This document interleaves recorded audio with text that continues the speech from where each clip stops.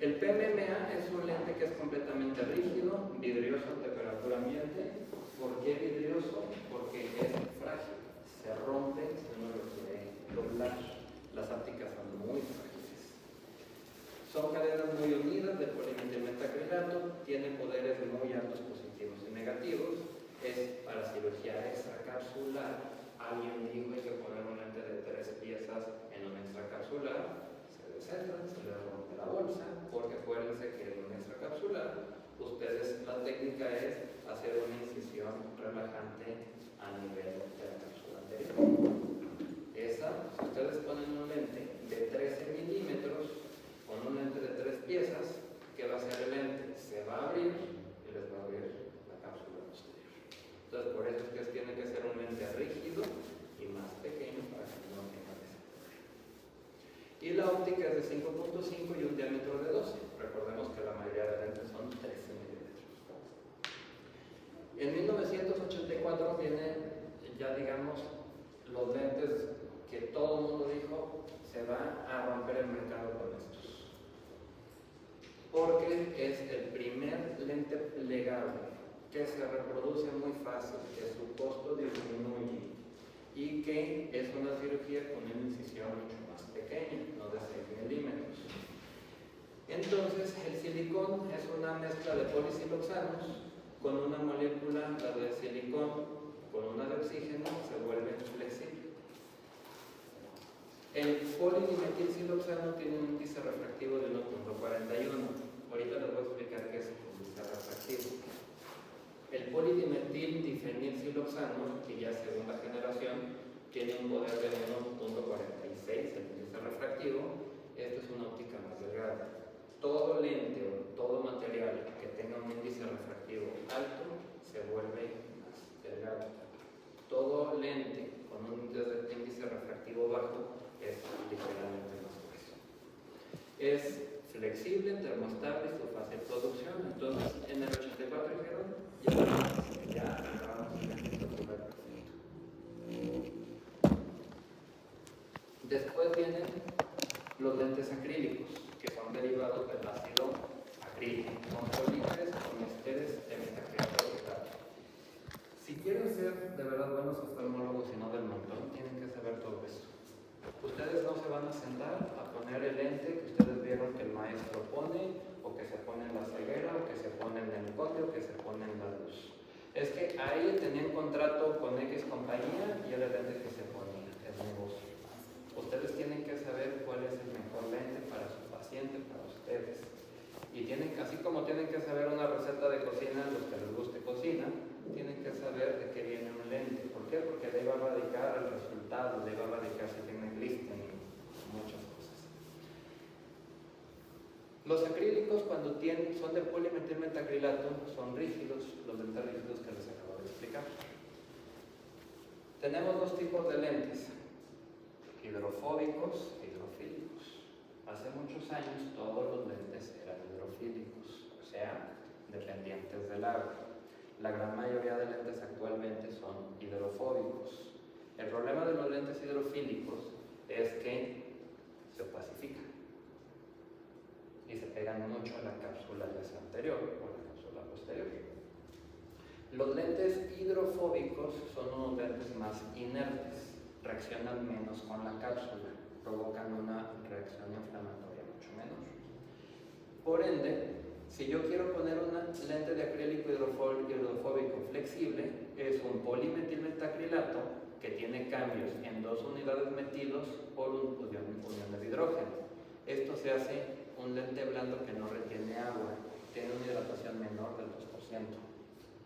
Y si yo quiero poner un lente hidrofílico flexible, como uno de Zeiss, que es hidrofílico con un recubierto que es hidrofóbico, tiene enlaces cruzados de polímeros hidrofílicos y agua. Y el grupo metilo por hidroxietilmetacrilato, o sea, se le llama EMA y absorbe agua.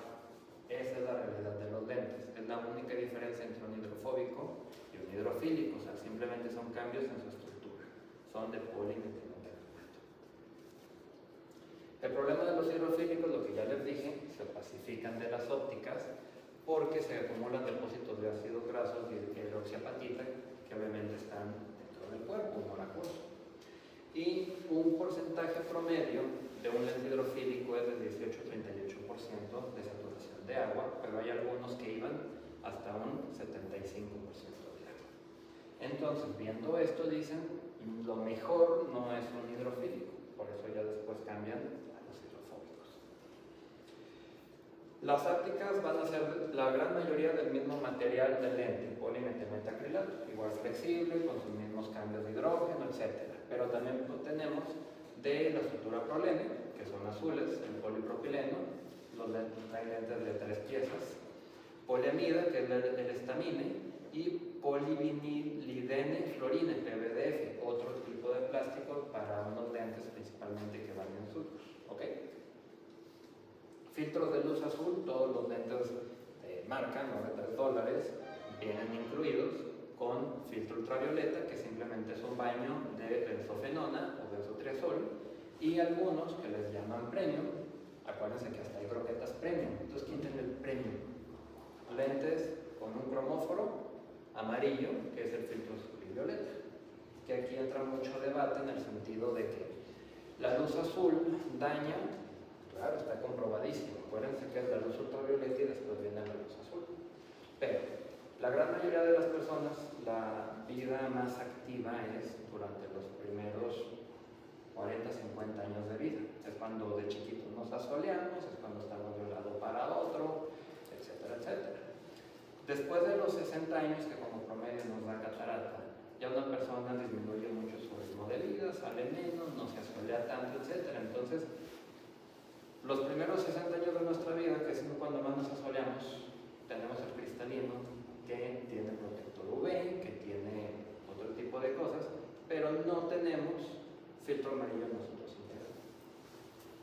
Entonces, después de los 60 años, el tener filtro amarillo integrado, ¿qué beneficio nos puede dar para la mácula si ya no nos asoleamos tanto? Por eso les digo, es debatido. Existe la tecnología, pero hay que ver qué pacientes sí lo necesitan y quién. Después vienen los lentes de fijación a sulcus, o sea, cuando la regamos, nos llevamos cápsula anterior, cápsula posterior, no tenemos bolsa, ya no tenemos dónde poner el lente. Existe técnica de Yamane, existe técnica de no sé qué japonés, en el cual se suturan a sulcus, a esclera, etc.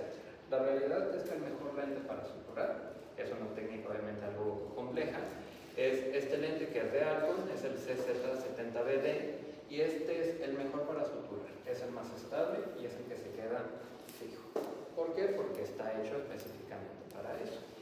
Es una óptica biconvexa de 7 milímetros, diámetro 12.5, su constante es de 118 si es ultrasonido, 119 si es de Polayor Master, y su rango va de más 10 a más 30, tiene una angulación áptica de 5 grados, sus bordes son rectos, y las ápticas en C son modificadas con estos dos orificios para por ahí pasar una sutura y ponerla en esclera. Los lentes de cámara anterior también es cuando la regamos y no sabemos suturarlos esclera. Estos lentes se van obviamente por delante del iris, están también angulados para que no vaya a haber un roce endotelial, van a estar pegaditos a la pupila y hay que hacer una iridectomía para evitar un bloqueo. El primer lente plegable fue en el 84, lo puso un doctor italiano de apellido Masocco, fue un lente de plato y de silicona. Súper, se veía increíble. El problema es que se opacificaban en el centro. Entonces a los años había que explantar los lentes de silicona. Desde 1990 empezamos ya con los lentes plegables, o sea, ya son 90, 20, son muchos años ya de poniendo lentes, ¿ok? Muchos años. Es principalmente para cirugía de facomulsificación, hay muchísimas marcas, diseños, monofocal, multifocal, muchos costos. ¿Cuál es el mejor? ¿Qué los hace el mejor? Depende de ustedes, depende de la distribución, depende de si ustedes son negociantes que revenden el lente, etc. ¿Cuál es el mejor lente intraocular? Si nos vamos por cuestiones físicas y ópticas, tiene que cumplir 1, 2, 3, 4, 5, 6, 7, 8. 8 puntos. Fíjense, 8 puntos si físicamente queremos ser cirujanos premium, que vemos en la academia, que vemos en el consejo, que vemos aquí al mismo doctor que da su misma plática, un año con lente Zeiss, el otro año con lente Alcon, el otro año con lente Bausch, y es lo mismo, nada más cambia el patrocinador. Obviamente todo eso es mentira. Para escoger un lente, entonces tendríamos que decirle al laboratorio: dime tu número AVE, el índice refractivo, tu aberración cromática, tu aberración esférica y la aberración de alto ojo.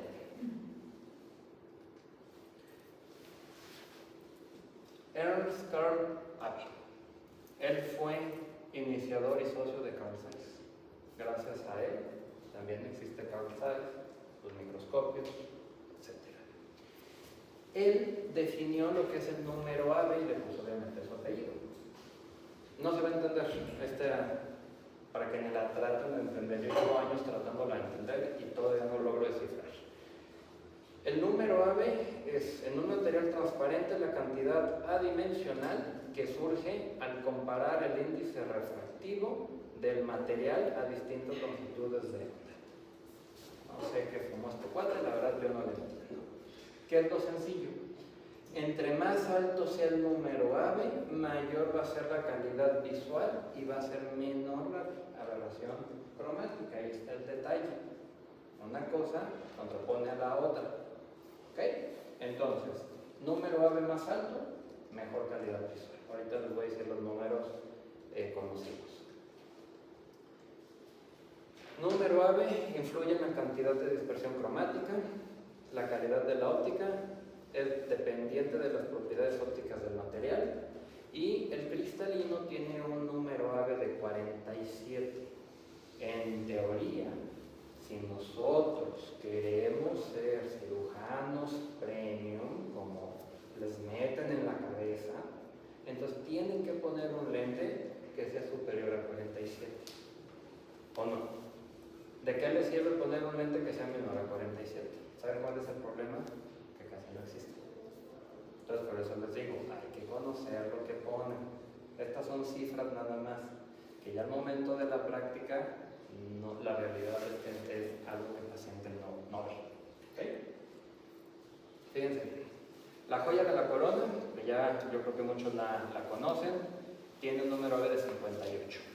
Los lentes de policarbonato, o sea, los lentes de protección, tienen un número AVE de 30.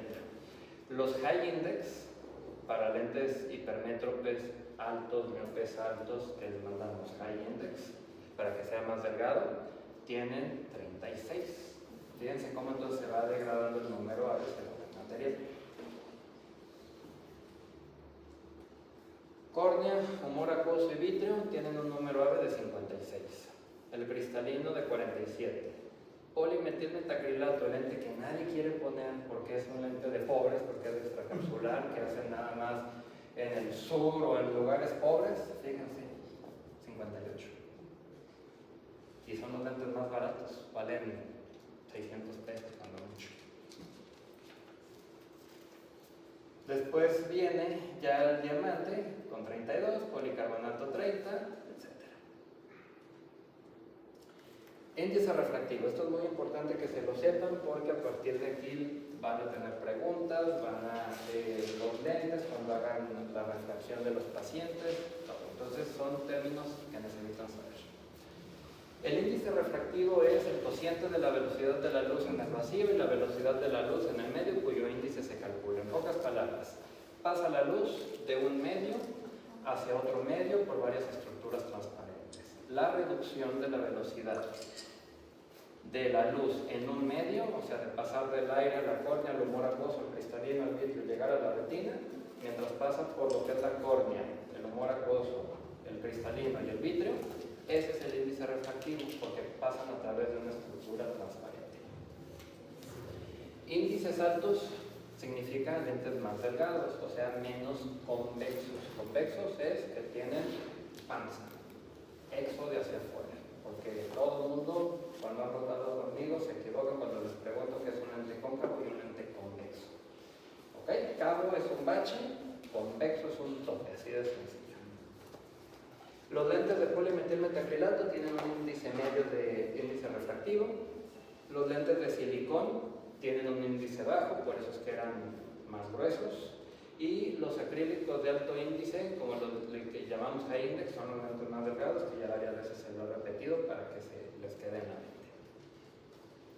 Aberración cromática. La aberración cromática es muy sencillo. Acuérdense que la luz blanca se compone de los colores primarios, ¿sí o no? Okay. La aberración cromática es el resultado del enfoque de los distintos colores primarios. Primero vienen los violetas, después viene el azul, después los verdes, después digamos los tonos amarillos anaranjados y hasta el último vienen los rojos. Esa es la óptica normal. Ustedes lo tienen actualmente, yo lo tengo actualmente. El sistema óptico humano no es perfecto. Tienen ustedes aberración cromática con o sin ocular. Entonces, es la diferencia como se van poniendo los colores en cuestión de miles, así de sencillo como se enfoca. Entonces, la aberración cromática es simplemente que se nos superpone blanco, azul, verde, rojo, entonces vemos la carita del robot así como con un resplandor multicolor. Esa es la aberración cromática. Entonces acuérdense, primero es el azul, acuérdense que los violetas son prácticamente invisibles al ojo humano. Entonces el primer color es el azul y el último que se nos va a enfocar es el rojo. Y eso es el sistema óptico humano, no es perfecto. La aberración esférica es muy sencilla, esto lo van a escuchar, los lentes esféricos y asféricos. Si quieren ser cirujanos, según dicen, pobres, ponen lente esférico, que es más barato. Si quieren ser cirujanos premium, ponen lente asférico, porque es más caro. No trañas, nada de eso funciona, no es cierto, es la realidad.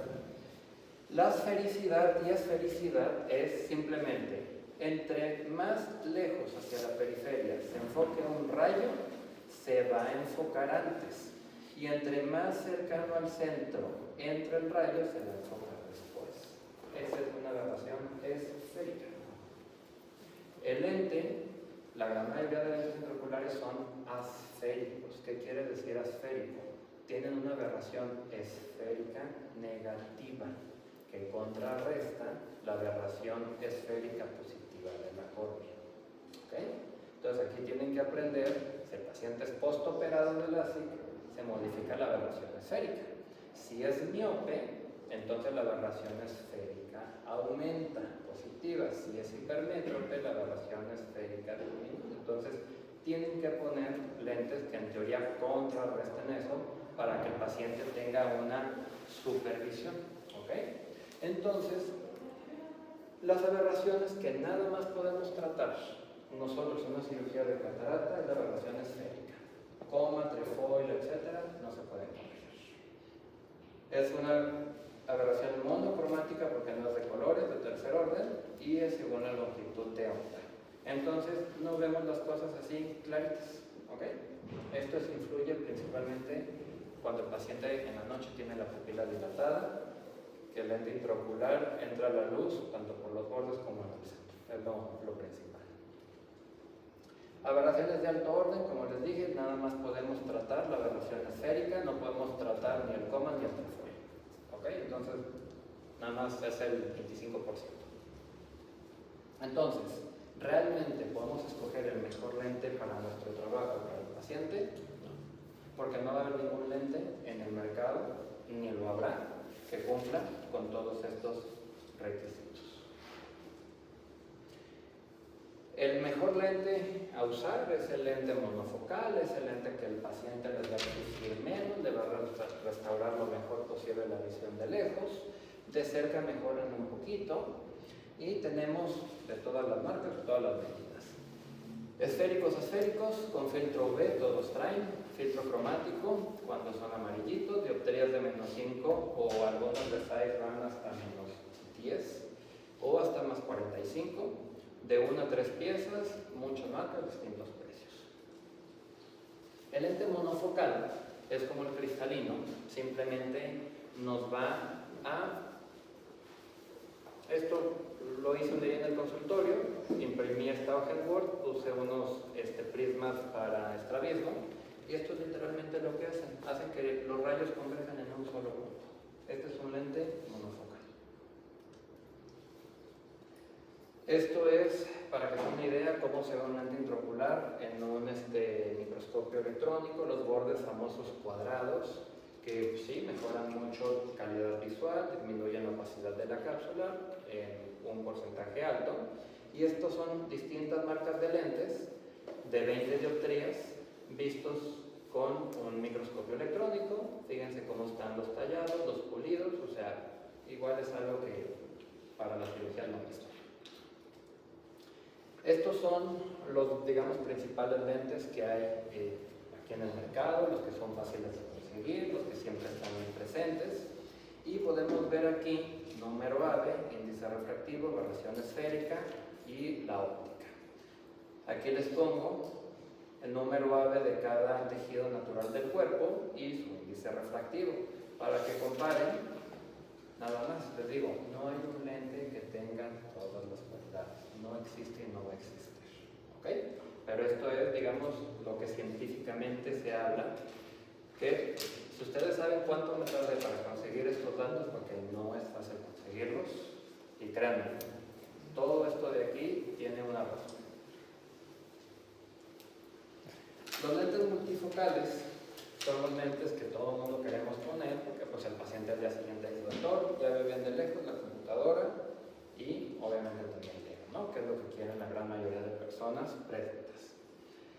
Son lentes que nada más vienen asféricos o neutros, no hay lente multifocal esférico.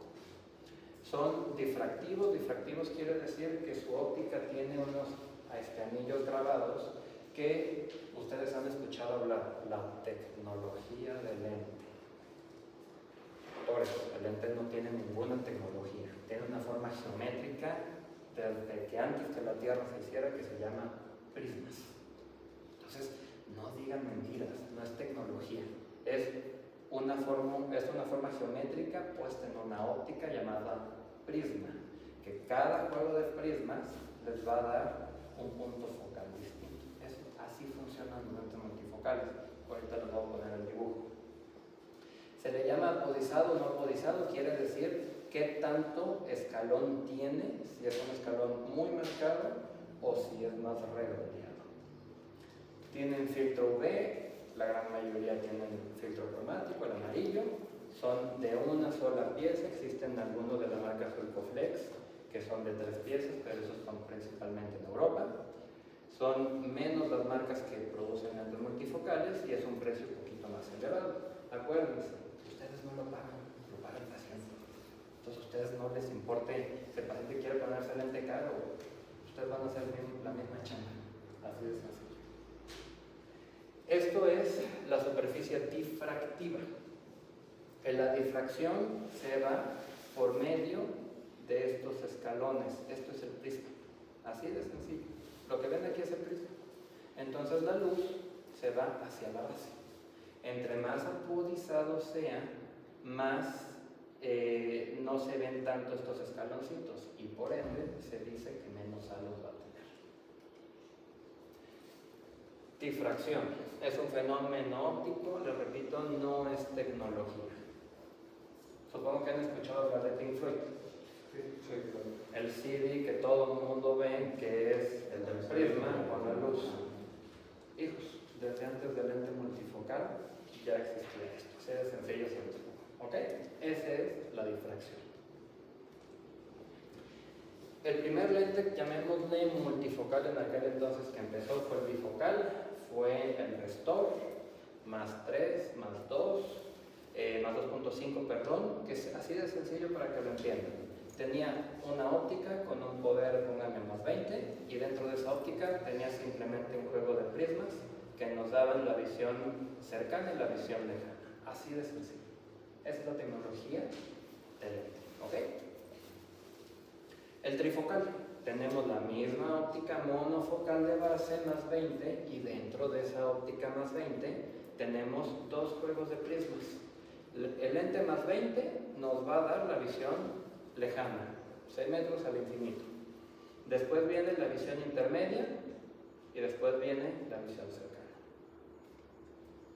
Entonces tenemos la visión que es lejana, la visión intermedia y la visión cercana. Así funcionan los lentes intraoculares multifocales. No se rompan la cabeza.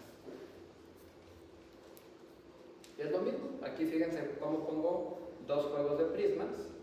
Este, digamos, sería el lente intraocular monofocal, la visión cercana, la visión intermedia y para acá vendría la visión lejana. Todos los lentes multifocales tienen pérdida de luz. Por eso no se le puede prometer al paciente una visión del 100%. Hay sombras, como lo pueden ver aquí, y esas sombras son una disminución del ingreso de luz al ojo. Esto es por la misma apodización. Entonces, todos los lentes tienen un promedio de pérdida de un 10, 12, 16% de luz. Todos.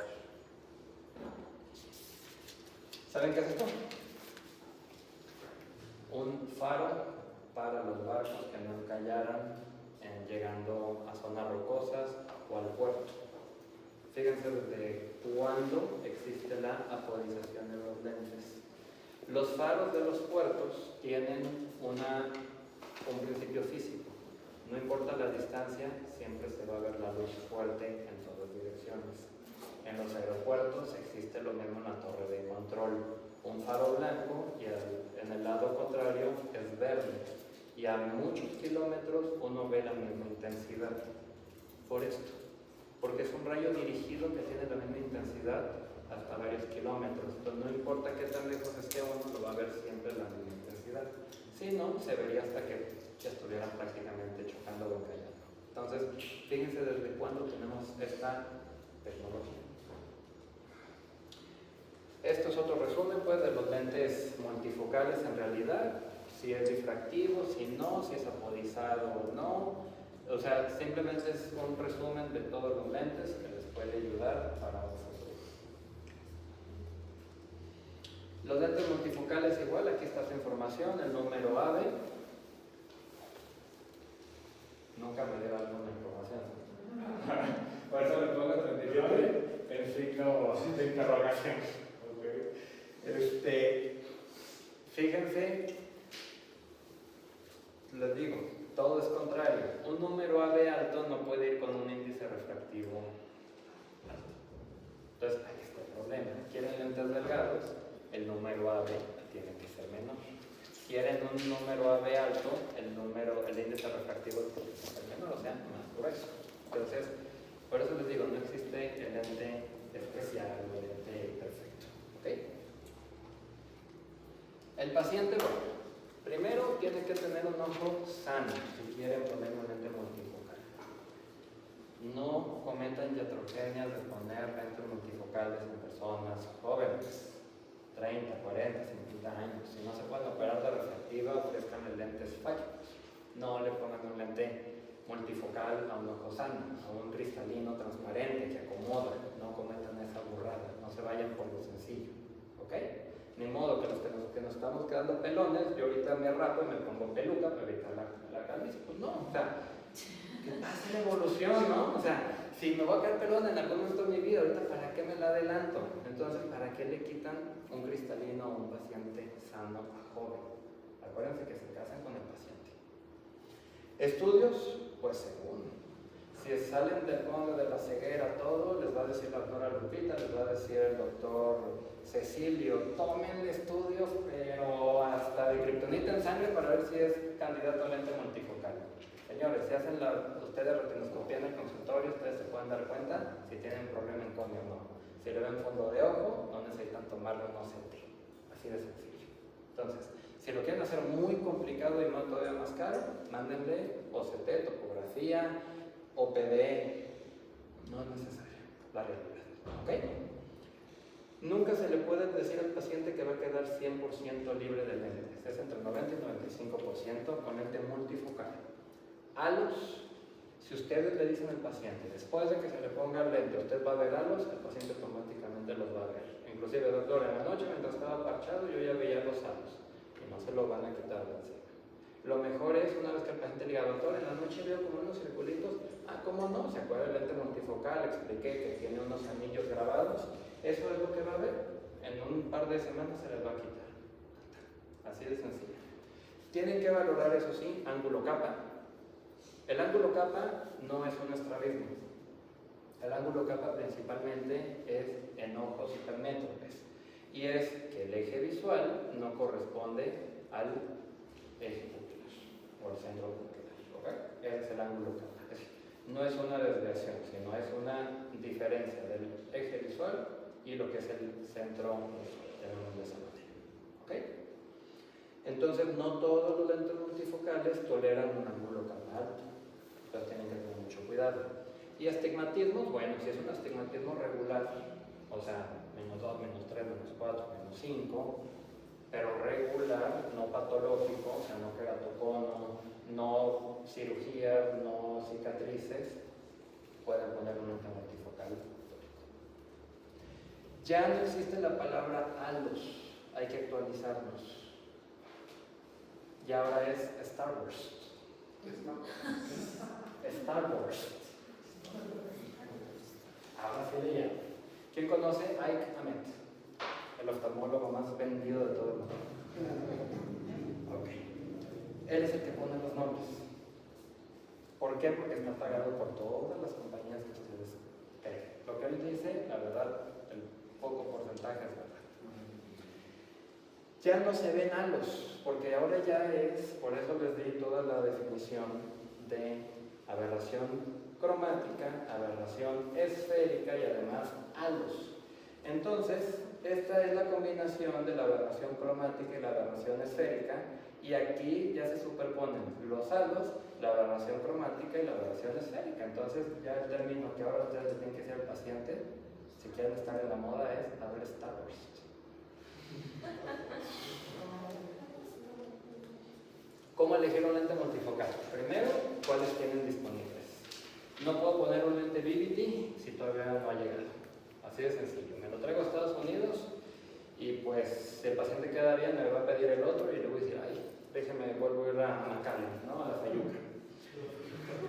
Después viene el conocimiento y la evidencia en torno al lente. O sea, ¿qué tanto sé yo del lente? ¿Qué tanto me informé? ¿Qué tanto me han contado? ¿Qué tanto yo he visto realmente? No el tríptico, no hay cameo, no fulano de tal, no, lo que yo sé del lente. Un examen oftalmológico completo es más importante que un estudio. Si ustedes van a checar estudios, entonces háganse radiólogos. Ustedes tienen que ver al paciente. Ojo sano, biometría precisa. El astigmatismo y el paciente exigente, piénsense, porque si no van a tener varios problemas. ¿Quién de ustedes sabe hacer actualmente, cuando empezando, retinoscopía? Oftalmólogo que no haga retinoscopía en su consulta es como el cardiólogo que no escucha el corazón. Así de sencillo. Si usted va con un cardiólogo y no se toma por lo menos 15 segundos de escucharle el corazón, aguas. Si ustedes son oftalmólogos que no hacen retinoscopías, se les va a pasar todas las patologías del mundo y le van a creer a alguien que no es médico, que es técnico, que se llama optómetra. Entonces el optómetra los va a guiar a ustedes. Tengan mucho cuidado, son los principales errores.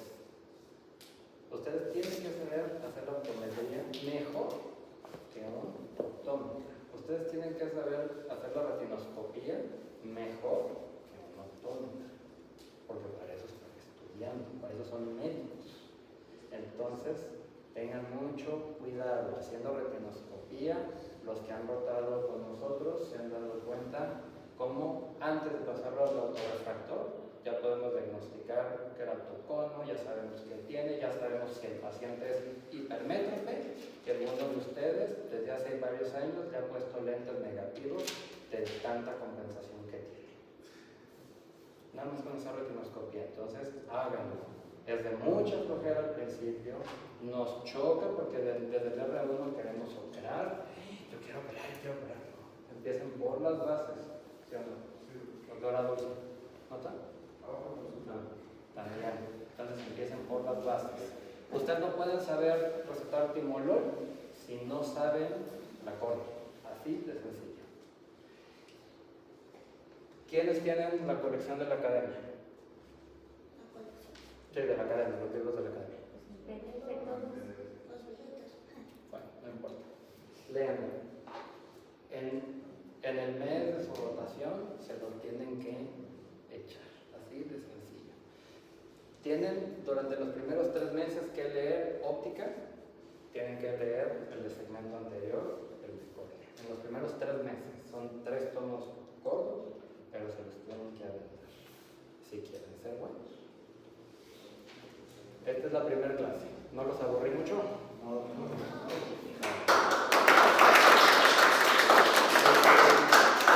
Siempre tienen los lentes intraoculares, de las aberraciones, de todo eso. Van empezando, pero es el tema que más quise profundizar porque es el tema que van a empezar a ver más. Y les digo, tiene su chiste, no es sentarse y operar, es saber qué es lo que van a estar poniendo para que obviamente su resultado sea lo mejor posible. ¿Ok? ¿Más o menos les quedó claro?